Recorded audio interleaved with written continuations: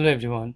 In this video, we will see some more programs on prime factorization. Okay, so we will start from the uh, we will find unique prime factors. Okay, of a number. Like if you consider 12. So in the first video, we saw the prime factors of 12 are 2, 2, and 3. Right. In this program, we will see how we will just consider only the unique ones. Okay, so we will not consider 2 times 2. Okay, so we will consider only 1 time 2 and 3. So in case of 12, it would be 2 and 3, not double 2, right? I hope you understand what I mean. So if you can see my screen, we're just starting our program from the main function, right? So we are taking input from the user, and then we have a function find unique prime factors, right? So we will go to the find unique prime factors function, and this is a void type function, guys. Okay, so this will return nothing, and this integer n is a parameter, guys. Okay, so whatever number the user is providing us, okay, as an input, that number will come here. So let's say we are taking 12. Okay, so just we are coming into this page and find unique prime factors. So n is 12, right? Now we have a printf function, printf statement, unique prime factors of 12 are. So this percentage d is for 12, right? So we already know that. So this n means 12. 12 would be here, right? So what we do in this, we have a little bit tricky part here. You can see here. Okay, so we have if statement. If n modulus 2, that means 12 modulus 2 equals 0. So we know that 12 modulus 2 equals 0, right? So if if it's true, we will directly print 2 and then a space, right? So in our first program, we just after that we just divided n divided by 2. Okay, so what we will do here, we will provide a while loop here. While n modulus 2 equals 0, then we will divide n divided by 2. Okay, and we will store the value into n again. So in the first iteration of while loop, n is 12 and 12 modulus 2 equals 0. So n equals n divided by 2, right? So 12 divided by 2 equals 6. And when you go to the second iteration, while n modulus 2, when n means 6, guys, right? So here our n was 6. So n modulus 6 modulus 2 equals 0. We know that it's 0. So we will divide this again. So 6 modulus 2 equals 3, right? Sorry, 6 divided by 2 equals 3. Okay, so there will be no iteration here because 3 can't evenly divided by 2, right? So this statement, this condition will be false, and we will terminate from the loop. Okay, so check for the odd prime factors. Okay, so for integer I starts from 3. 3 into 3 means 9. So our n is 9 here, 3, guys. Our n is 3, so this will be false, right? So this is only 3, so this will be false. So we don't have to consider the whole thing in this odd prime factors, right? So if n greater than 2, right? So our n is 3, so now we will print this 3, right? We will print this 3. So how many times we printed, guys?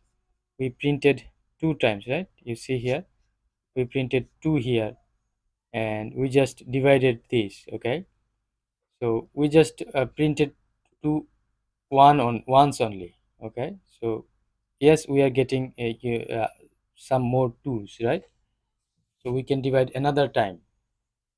So we will divide 12 divided by 2, 6, and 6 would be divided again. So we are getting two two divisions by 2, right? We are getting 2 iterations. Just we are printing only one. Okay, because we are getting the unique ones, right?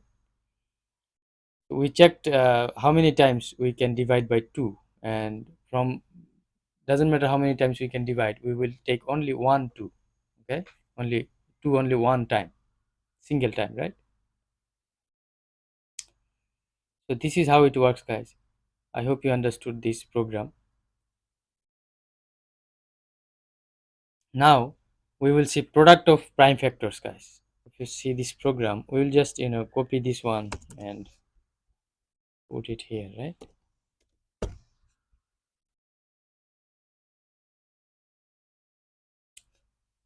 So we just start from here, enter a number and product prime factors. Okay, so we will go into this function. So we can just visualize from here. So product prime factors. So let's say we are taking 16 here, right? If you take 16 and we have an integer variable which has a value of 1, right? So if n 16 modulus 2 equals 0, so we know it's true. So product into product into 2, right? If you see here, product equals product into 2, we can write this line like this.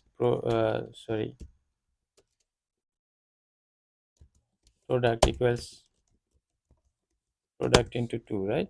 We can write this in this way as well, right? What is product, guys? Our product is 1, so 1 into 2 means 2, right? 1 into 2 means 2. Okay, so we have a while loop. Okay, so product of prime factors, guys. Okay, so now we have while 2 modulus 2 equals 0, n modulus 2, so 16 modulus 2 equals 0. I'm sorry, guys. Now we have n, so we can do this, right? N equals this one divided by 2. 16 divided by 2 becomes 8, guys, right? 8. So we can iterate again. Second iteration it becomes 4. Third iteration it becomes 4 divided by 2, it should be 2, right? And 2 divided by 2, it would be 1.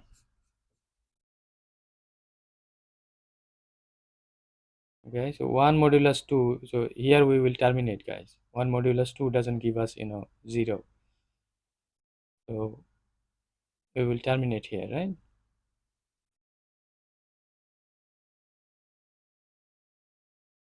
In this case I equals 3, 3 into 3, so you know it becomes 9. So what is our n, guys? Our n is only 1. So 1 cannot satisfy this condition, 3 into 3, so we are not considering this for loop, guys. And if n greater than 2, so our n is not greater than 2, guys. Okay, so let's see what output we get here. Should it only be 2, guys? Okay, so let's see. 16 unique prime factors. So we have 2 is the only one unique factor here, guys. This is why we are getting only 2, right? I hope you understand. If you don't, we can just we can just do the same thing for another number, right? So let's say we will consider 36, maybe. Let's visualize this for 36, guys. Okay, we're providing 36 as input.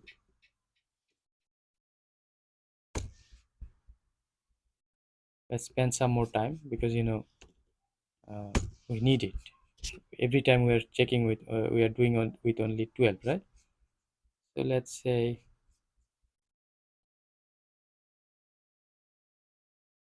product of prime factors. Okay, so let's say here we have 36, guys. 36, so 36 modulus 2 would be 18, right? So you know it should be 0, so product equal to product into 2, 1 into 2 equals 2. That's fine. First iteration, 36 modulus 2 equals to 0, it's true. So n equals n divided by 2, that means 36 divided by 2 equals to 18. Okay, so there will be another iteration, second iteration, 18 divided by 2 would be 9, guys. Okay, so 9 is not, 9 modulus 2 is not 0, because 2 can't, evenly divide 9, right? So third and fourth iteration will not be here, guys. Okay, in this case. So now we have 9, right? So we will check this one. I starts from 3, and 3 into 3, 3 into 3, let's say 3 into 3, not equal to, here, less than or equal to. So it's not less than, but it's, equals, right? So here, n modulus I. What is n here? 9. I is 3, right? I is 3. So this condition becomes true, guys. Product into I. So what is product, guys? What was our product in the previous iteration? Our product was 2, right? So in this case, you know 2 into 3. In this case, product would be 2 into I. Our previous product was, 2 into I means 3, right? So it would be 6, guys. So while n modulus I, n is 9, okay? So 9 modulus I, that means 3, is true, right? It would be true. So n, so here 9 divided by 3, right? 9 divided by 3. So it would be 3, guys. So we will have, a second iteration here, because, this would be our first iteration.